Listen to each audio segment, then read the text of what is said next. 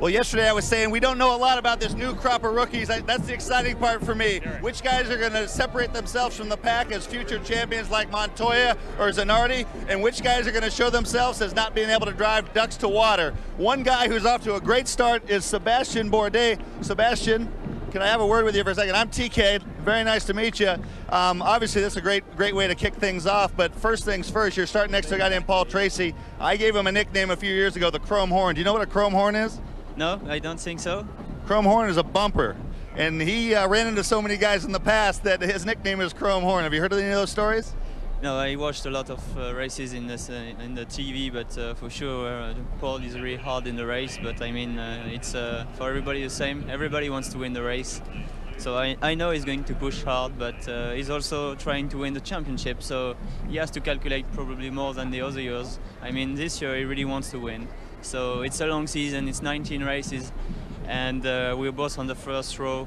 So yesterday we basically agreed that it was better to not find too much for the first corner because it's safer for the race and take the points.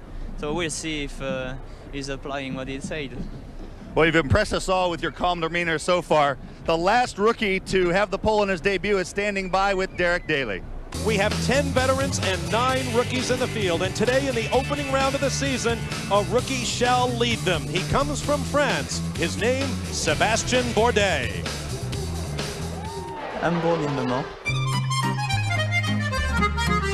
So probably I have this in my blood. I'm aggressive, I'm a racing driver, so I want to win races. And I think F2000 is actually a really good preparation for this exercise, as I did 3 years in that series and finally won the series. I'm a rookie, so I have no proper pressure. Just do your best and the result will follow. Here's a look at the starting grid for the inaugural Grand Prix of St. Petersburg, powered by Ford. On the pole, the rookie sensation Bourdais, alongside the man who embodies aggression in a champ car, Paul Tracy, in the blue colors of players' foresight. J.D. Wilbur, the flagman, waves the green, and we're underway for 2003. And immediately, Sébastien Bourdais says, Paul Tracy, I'm going through first. Keep a close eye here. Tracy's going to keep the heat on, try and make that move in his first lap.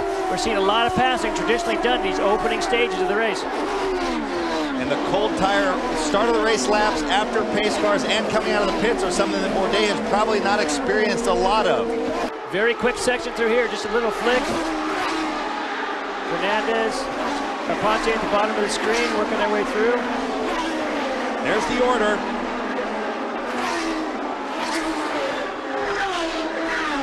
Kink at turn 10, and now on to the airport property, the Albert Whitted Municipal Airport, and then swinging on to the runway, getting right out to that concrete wall. Welcome back live to the streets of St. Petersburg, Florida, and round 1 of the Bridgestone presents the Champ Car World Series powered by Ford. I'm Bob Varsha, along with Scott Pruitt, Tommy Kendall, Calvin Fish, and Derek Daly, coming around to complete our first lap under green following our first full course caution of the season. Sébastien Bourdais is leading. Bourdais is just checking out. He's got himself a good little lead on Tracy, and both of these guys seem to be just pulling away from everybody else. I talked to Tracy before the race. He said, I've got a fast car on old tires, and it's certainly showing up right now. There's your race leader and pole sitter, rookie Sébastien Bourdais, the reigning International Formula 3000 champion, with Paul Tracy in his rear-view mirrors, but thus far he has not flinched. Derek Daly. With Craig Hampson. Craig is Sébastien Bourdais' engineer. Craig, this just looks a bit like last year, but did I hear the radio saying that you might change and make the car even better? Well, it sounds like it has a little bit of understeer. This morning, after the rain washed the track overnight, the car was a little down on grip, and the rear really wasn't quite good enough, so we made some changes to build some understeer in the car. Now that the track's starting to rubber in, it's probably could use some front wing. We sort of expected that, and we'll just add front wing to it as the race goes on. Thank you, Craig. Wow, they're going to make this thing even faster. Now keep in mind, virtually all of these rookies have come from other series, including international series, where they run sprint races. They are not used to making pit stops in the heat of battle. Sébastien Bourdais came over the radio while we were away asking what's going to happen next, and they had to say, okay, Sébastien, they're going to show you one finger next time by. That means there's one lap before they're going to throw the green, and then you do your thing. We expect the green this time by. Adrian Fernandez in the green and orange Tecate car right up behind Paul Tracy in second. That kind of instruction goes on all the time with rookies. They're usually just not leading the race. Oh, we got a spin for Patrick Lemarié, the veteran Formula One tester. Well, earlier he told me they're actually concerned about tyre pressure. We saw Adrian have that big loose moment as he came on the concrete runway. But for more information, let's get out Double D. Calvin, I'm not sure exactly what to make of this. Craig Hampson is in a bit of a panic here, will not talk to me, but he did say, I just got burned. So that really might put the cat among the pigeons here. Sébastien Bourdais remains the race leader. He is now 6.79 seconds ahead of second place Adrian Fernandez, and Bourdais is still the only driver lapping in the 62-second zone. Everybody else 63, 64 seconds or more. Now he's getting more towards the end of the state. You saw the car step at him a little bit.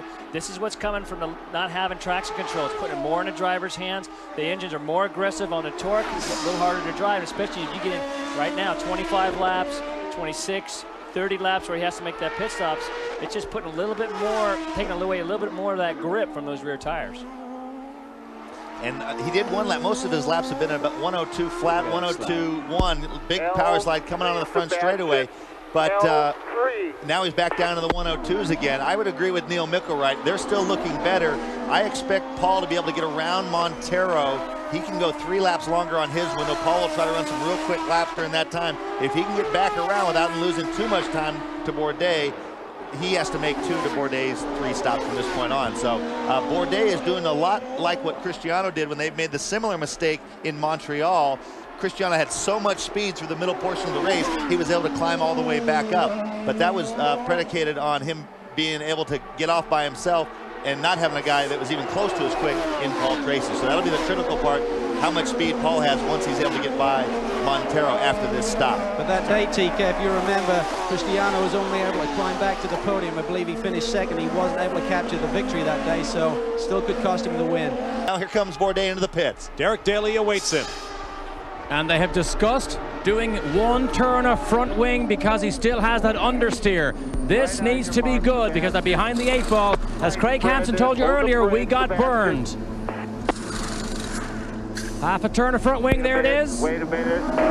Go, go, go, go. Calvin. Adrian Fernandez is in. Bourdais slots in 4th. Derek. Bob, if you look at the pit stop by Bourdais, he was finished, ready to go, and stayed about 2 seconds before he dropped the clutch. Perhaps that was the rookie element coming out because the mechanics stood around waiting for that pressure 2 seconds. That might have cost him 2 or 3 of those positions. Bourdais is being assaulted on this lap. Michel Jourdain goes by. You saw Mario Haberfeld get into the turn 10 wall, but I don't think he hurt the race car. Now Oriol Servia wants a piece of the young Frenchman. All that's these cold Bridgestone tires, they're always tough. Here we go, got a little too deep. Oriol gets by. This is purely rookie, not knowing how hard he can push on those cold tires. It's difficult. It's wicked on cold tires. Another one. Here comes Mario Dominguez calling, last year's Jim Truman Rookie of the Year.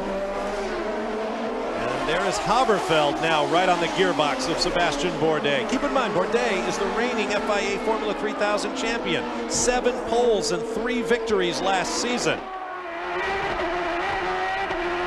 On board with Jimmy Vasser in 9th after starting in 19th.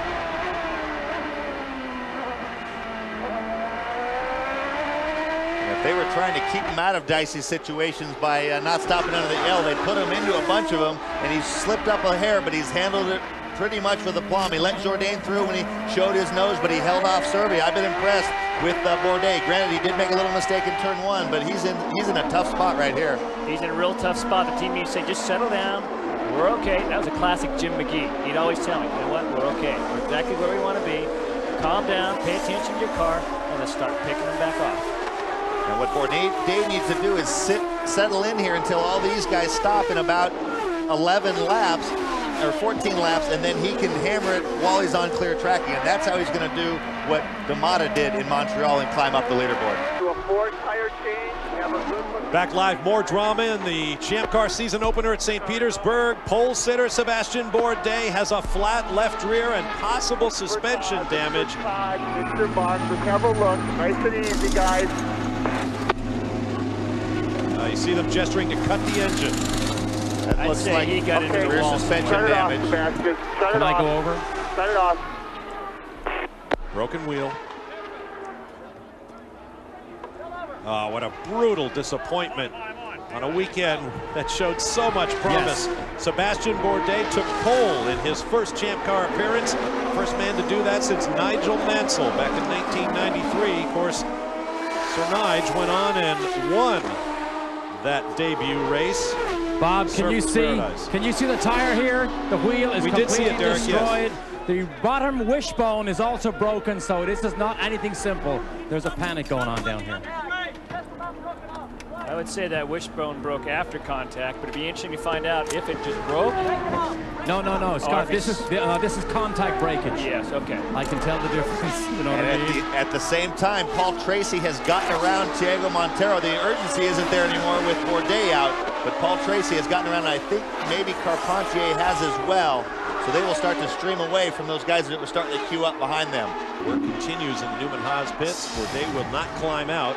Let's take another look. Here's Adrian Fernandez coming up behind Bourdais. Apparently didn't see him coming. You see the Mexican very upset, waving. This is a big race for Fernandez as well after those two savage accidents last year in Vancouver, Canada, and Surfers Paradise, Australia. He was battered and beaten up through the entire second half. Missed several races, but he is back in the car with a new attitude this year. A singleton entry for Fernandez Racing. Adrian's going to be hot. Not only did Bourdais lead him down the wrong road on pit strategy, that had to have cost him, what, 15 seconds right there? Oh, yeah, absolutely. Blue move over flag. Sébastien Bourdais there as well. Bourdais has been shadowing his teammate Junqueira ever since that long pit stop to replace the left rear suspension. Bourdais 8 laps down, but he is in the points. He's currently 11th. And he's having that rear brake trouble, which explains why he's not able to get down the inside of Monteiro, even though Monteiro's on cold tires.